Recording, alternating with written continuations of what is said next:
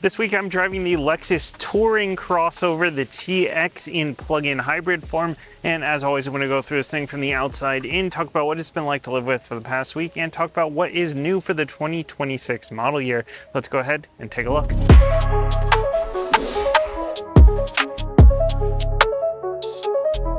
The exterior updates for 2026 include, well, just the paint.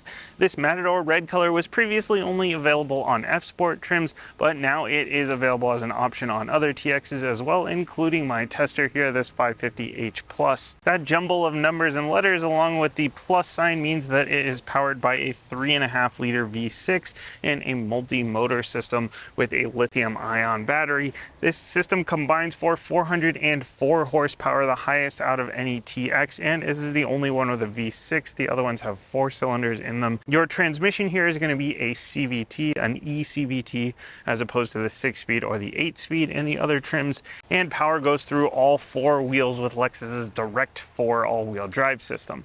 The gas motor, along with one of the electric motors, helps to push the front wheels, while a separate electric motor runs the rear wheels. And this is not like some of the other Lexus and Toyota hybrids, where the rear wheels just get involved as needed when there's some slip, and they don't really push out that much torque. This rear electric motor is rated at 124 pound-feet, so it does actually have some shove to it. And Lexus says you can go from 100% front bias all the way up to 80% rear bias, so an 80-20 split. Being a plug-in hybrid means you get 33 miles of all-electric range, and I have noticed that that degrades pretty quickly on the highway. I'm going 70, 75 down the highway on my commute to work, and that estimate is definitely a little bit high there. It's really more suited to city driving, that pure EV range, that pure EV estimate, but you can still run in pure EV mode on the highway. You just won't quite get that range out of it. And Lexus says you can juice up in about 3 hours on a level 2 charger and about 11 hours on a level 1. That's your standard outlet. The TX 550H Plus comes exclusively in luxury trim, which means you get all the bells and whistles like keyless access to both the front and the rear doors. There's like little buttons, really low impact. I kind of like that actually. Power folding mirrors with auto dimming on the driver's side. There's heat, there's blind spot monitoring, there's an LED turn signal. They will tilt when you go in reverse. Interestingly, the little camera poking out under here for the pano view, the 360 camera view, is not standard. That's a little bit of an odd omission when they're kind of nickel and diming you here when it is a Lexus luxury trim. If you anticipate having trouble getting in and out of the vehicle, you can option running boards on it, or if you've got kids climbing in and out. I haven't really had too much of a problem with that this week, and I'm only 5'7", but note that that option is there if you need it. My tester is sitting on the 22s, the biggest wheels of the lineup, wrapped in all seasons. So when you get the 550H Plus, you have to get the big 22s. In other trim levels, you can get 20s. 20s are actually the standard. I hate this trend of like top spec has the biggest wheels. It would be nice to see the option of the 20s for thicker sidewall. You get a little bit better ride quality, a little bit better efficiency as well, though this thing still does ride pretty nicely and they look good. It'd just be nice to be able to still option those smaller ones. These crossbars up top are not standard, but Lexus will sell you those for $420. LED headlights, taillights, fog lights, and DRLs are all standard, but the luxury trim, and therefore the plug-in hybrid, since it's only available in luxury, gets the auto leveling by LEDs and cornering lamps. That's a nice little touch there. Plus, you get headlight washers. The rear end here, actually before we open this up, let's break down this badge real quick. So TX stands for Touring Crossover. It's supposed to be comfortable over long distances.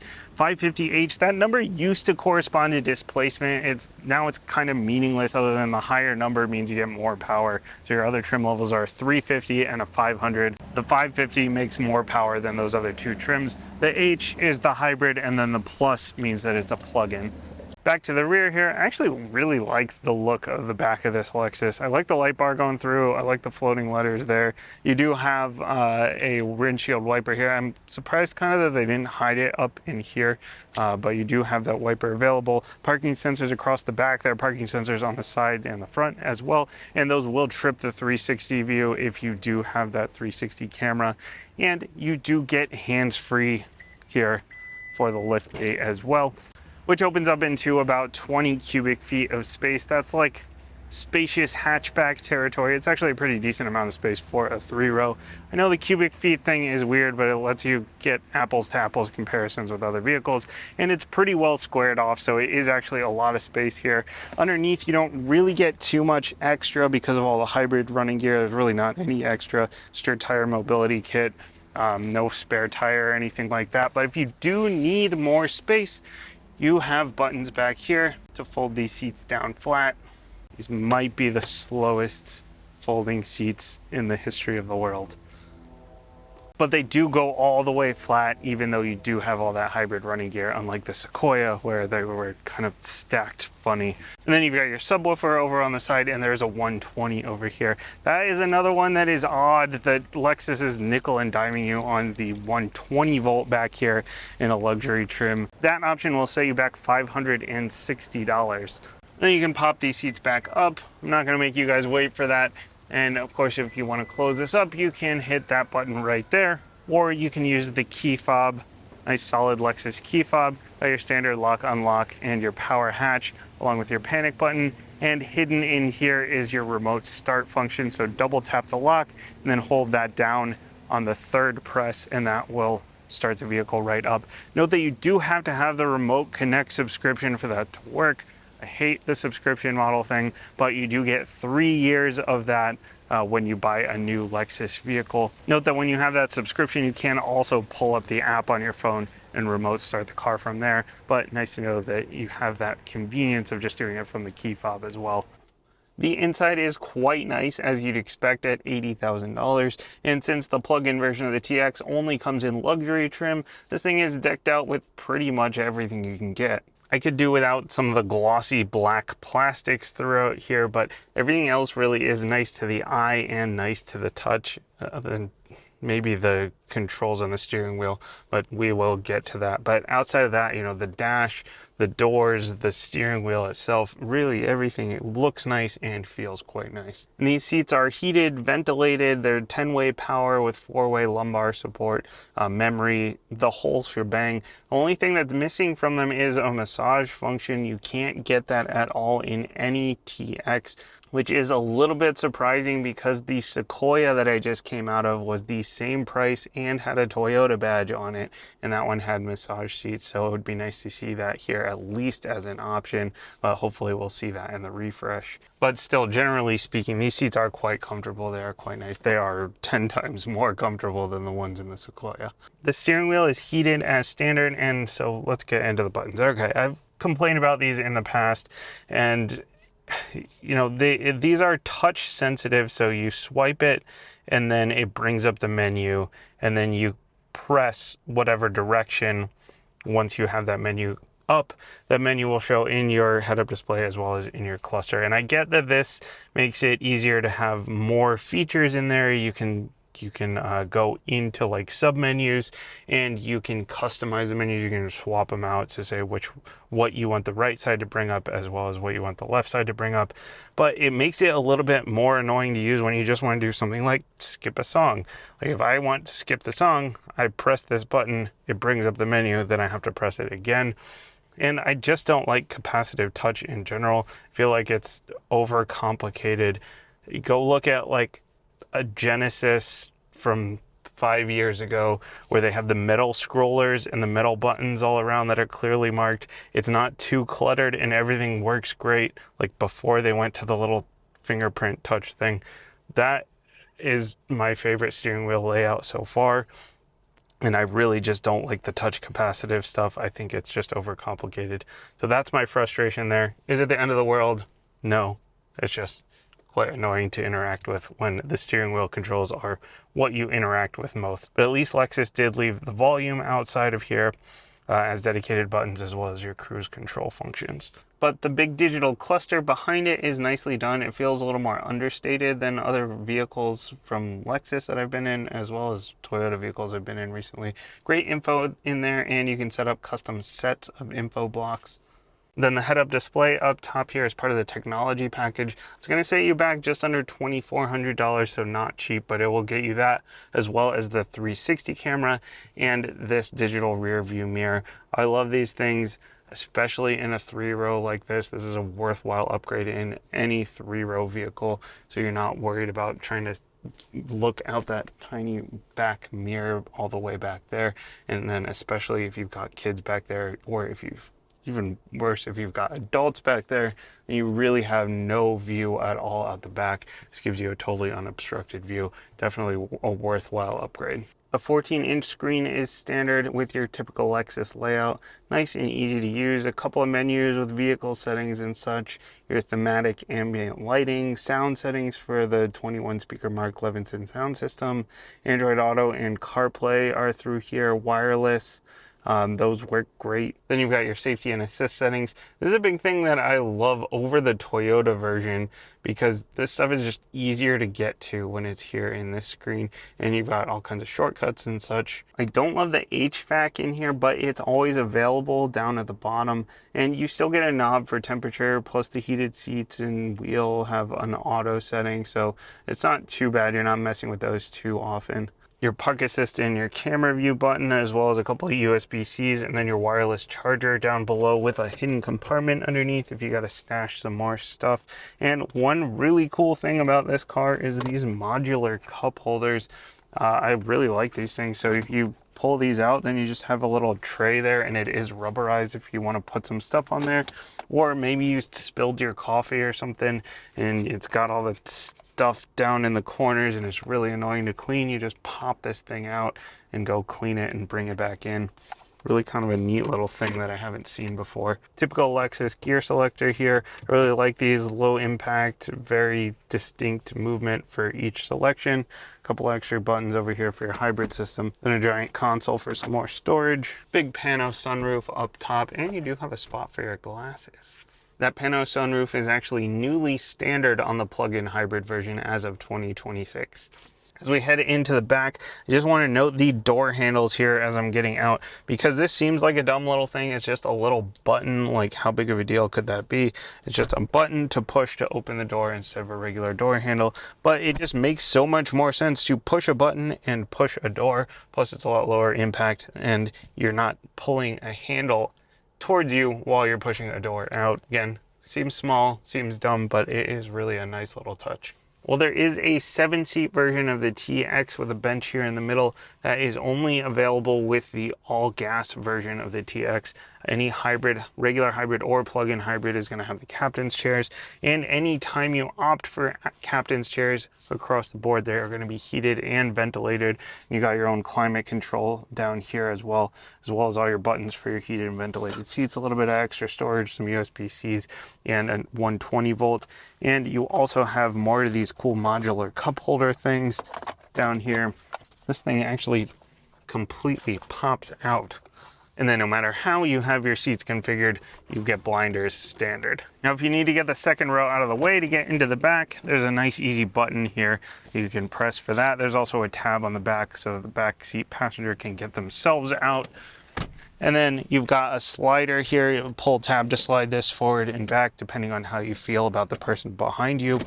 And then if you have this tilted down, there is a second tab you can pull to get this all the way flat if you want a flat floor all the way across. The third row back here, not too shabby actually. There's only 2 seats back here. Note that. So this is a 6-seater, not a 7-seater, and you can go up to 7 seats in the all-gas version if you get the bench in the middle with 3 across, but the back is always going to be 2 across. There are child seat anchors back here as well as in the middle seats, so you can get child seats in all of these. It is actually not too bad in terms of space. I don't have this seat all the way back, so I've got a little bit of extra room, but I'm only 5'7", and I'm totally fine. Got a little bit of headroom, not too shabby here. I do wish the pano sunroof came back a little bit further, but again, you do get a little bit more headroom by not having that back here, especially with the floor raised up a little bit. So I'm assuming that's why it doesn't extend all the way back. Do have some vents over here. I do wish that there was a blinder. It's a little bit odd, again, coming out of a Toyota, coming out of the Sequoia and coming into this. The Lexus does not have blinders, whereas the Toyota did, but not the end of the world. It's still tinted. You got a USB-C over here. You do, as of 2026, these cup holders, these modular cup holders are now standard back here. And then you've got your button if you want to lean yourself up and get perfect posture, or lean back and relax a little bit. And note that if you need to fold these seats down, or you need to fold the middle seats down, outside of being able to fold the rear seats from the back, as I showed you, you can also do that from the infotainment screen. So if you've got somebody coming to load in, you know, a TV or whatever, and you're sitting in the driver's seat, you can go through the infotainment and fold these seats down. But generally speaking, pretty nice place to be back here. As long as you're not too tall, I'd be fine being back here for a long period of time. Kids should be fine as long as they're not, you know, super tall teenagers, but, you know, smaller kids should have no issue back here. When it comes to the drive, the TX lives up to its name. It's got a smooth, comfortable ride, and it's quick. I mentioned 404 combined horsepower. It goes 0 to 60 in 5.9 seconds. You're not winning drag races, but that's pretty quick for a family crossover. I do wish it had a different transmission, just because when you do put your foot into it, the angry CVT noises start to come into the cabin a little bit, and it doesn't sound the greatest. Now, if you keep it juiced up, you won't have as much of an issue with that, because you're relying more on the electric motors to get you moving, versus having to deal with the internal combustion engine and that angry transmission. Right now, I'm pretty much running on reserves, because you know, you have that 33 miles of pure electric range, but you never really go down to 0. You can even see the reserve here on the gauge cluster. So you've always got that all-wheel drive system going. You always can get some power to the rear wheels, even when it says you have no range. But you are relying a lot more on the engine, so that's when that CVT really kicks in. Does not sound good. Beyond the CVT noises, it's actually, I'm a little bit surprised at the noise level in here. I think it's louder than it should be for a Lexus, for a luxury vehicle. It's not loud, but like for what it is, I feel like it is a little bit louder than it should be. A lot of it is the road noise. This could do with a better set of, you know, quieter tires.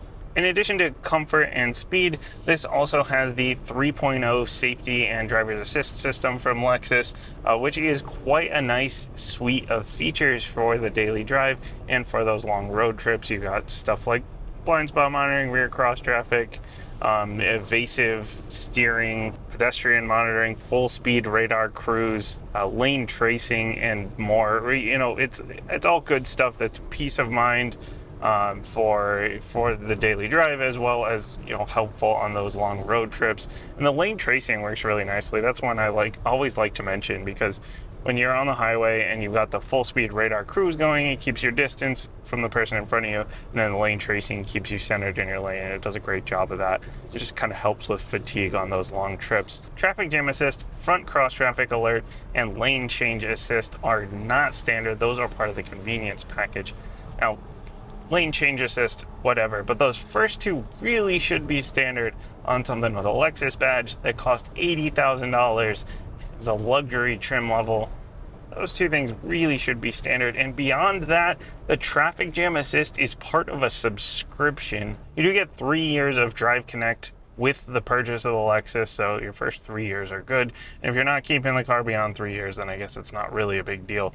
But having traffic jam assist in a subscription and also inside of another package on an $80,000 car just kind of blows my mind a little bit. And that's what that traffic jam assist is if you sit in a lot of traffic, you're going to want it. It basically just, it modulates your speed and keeps you centered in your lane, and like does the little inching forward for you when you're sitting in traffic, and just makes that life a little bit easier. Beyond the safety and assist, visibility all around is pretty good here. Really no issues other than seeing out the back. It's okay if you drop those headrests down, or if you drop the seats down in the back, but you know, you're still in a big 3-row. That's where I love the digital mirror. That's where that comes into play, and I would definitely option this. Again, it would be great if that was standard on an $80,000 vehicle, but that is definitely a good option to get. Dynamically, I know you're expecting this to handle like a track car. I mean, it's a family crossover. It does its job just fine. Actually, on some of the other trim levels, you can get active rear steer, which does help quite a bit with the maneuverability.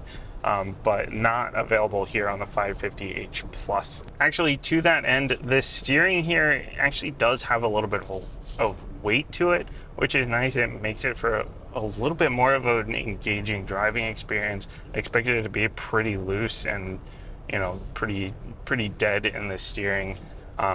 But that tightens up even more in sport mode as well as your throttle response. And then it does loosen up if you're not into that. You can put it into eco mode, or the 550h Plus gets you a custom mode as well, so you can kind of dial everything in the way you want it. Ultimately, the TX 550h Plus, man, that is getting old to say, but it lives up to its name. It's comfortable, it's smooth, it's got a great list of features, and the space is used efficiently. It's a good size if you're a family with small kids. I really don't like the way Lexus nickel and dimes you on some of the features, like the safety features, convenience features. There's no massage seats. That would really be a nice one to have.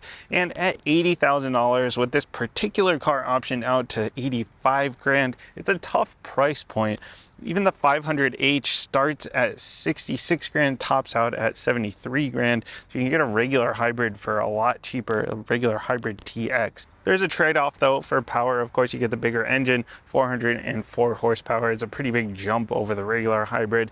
And you do have that pure EV range as well. Maybe there are good lease deals to be had on these. But if the price is not an issue for you, it really has been quite a lovely vehicle to live with. It is definitely one to check out. As always, let me know what you think about the 2026 Lexus TX 550h Plus down in the comments. Thanks for watching. I'll see you next time.